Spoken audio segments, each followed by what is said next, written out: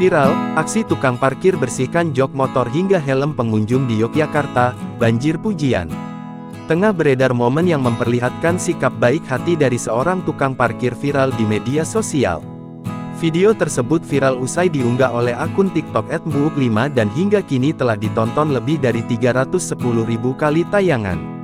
Berdasarkan informasi yang dihimpun, diketahui lokasi peristiwa tersebut berada di Nologaten, Yogyakarta.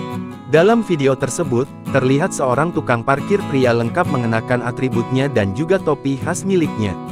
Tak hanya mengatur parkiran, terlihat di sela-sela waktunya ia membersihkan jok dan spion motor hingga helm pengunjung. Tampak tukang parkir tersebut telah menyiapkan beberapa lap yang ia bawa. Sontak saja, unggahan tersebut mengundang berbagai komentar warganet. Banyak warganet yang memberikan apresiasi dan pujian kepada tukang parkir tersebut.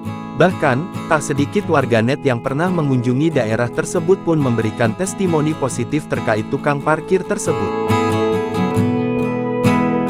Download Tribun X sekarang, menghadirkan lokal menjadi Indonesia.